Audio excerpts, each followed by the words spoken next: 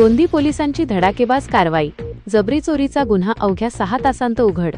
2 अट्टल आरोपींना ठोकल्या बेड्या। कार, तलवार आणि पिस्तूलसह जिवंत काडतुसे जप्त। जालना संगम हॉटेल, गेवराईनगर ता. अंबड येथे एका फिर्यादीला चारचाकी गाडीत डांबून बेदम मारहाण करत त्याचे वाहन आणि साहित्य जबरीने हिसकावून नेणाऱ्या टोळीचा गोंदी पोलिसांनी अवघ्या 6 तासांत थरारक पर्दाफाश केला आहे। सहाय्यक पोलीस निरीक्षक एपीआय अमोल गुर्ले यांच्या नेतृत्वाखालील तपास पथकाने अत्यंत चाणाक्षपणे चक्रे फिरवत छत्रपती संभाजीनगरमधून 2 अट्टल गुन्हेगारांना बेड्या ठोकल्या। थरारक थरार आणि तात्काळ तपास। दिनांक 2 जुलै 2026 रोजी रात्रीच्या सुमारास संगम हॉटेल परिसरात फिर्यादी यांना आरोपींनी बळजबरीने त्यांच्या चारचाकी गाडीत बसवले होते। त्यांना मारहाण करून वाहन व इतर मौल्यवान साहित्य लुटून आरोपी पसार झाले।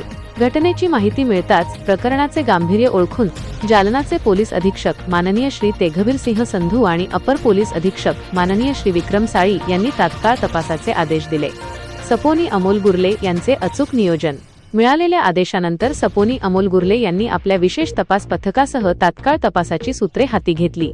आधुनिक तंत्रज्ञान आणि गोपनीय खबऱ्यांकडून मिळालेल्या खात्रीशीर माहितीच्या आधारे गुर्ले यांनी छत्रपती संभाजीनगर परिसरात सापळा रचला।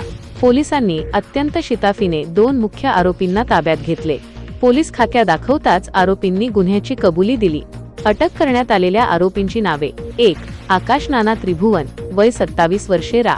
छत्रपती संभाजीनगर। 2. पवन प्रकाश मिरजकर, वय 30 वर्षे, रा. फिरोज राजा, छत्रपती संभाजीनगर। मोठा शस्त्रसाठा आणि 2 कार जप्त। सपोनी अमोल गुर्ले आणि त्यांच्या पथकाने आरोपींकडून गुन्ह्यात लुटलेली स्विफ्ट डिझायर कार आणि गुन्ह्यासाठी वापरलेली आयव्हीस कार जप्त केली आहे।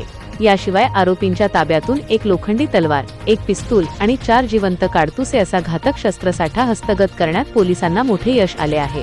या प्रकरणी आरोपींविरुद्ध गोंदी पोलीस ठाण्यात गुन्हा रजिस्टर क्रमांक 199/2026 अन्वये भारतीय न्याय संहिता BNS आणि शस्त्र अधिनियमातील आर्म्स ऍक्ट संबंधित कलमांनुसार गुन्हा दाखल करण्यात आला आहे। अवघ्या 6 तासांत आरोपींच्या मुसक्या आवळणाऱ्या सपोनी अमोल गुर्ले आणि त्यांच्या संपूर्ण टीमचे जालना जिल्ह्यात कौतुक होत आहे।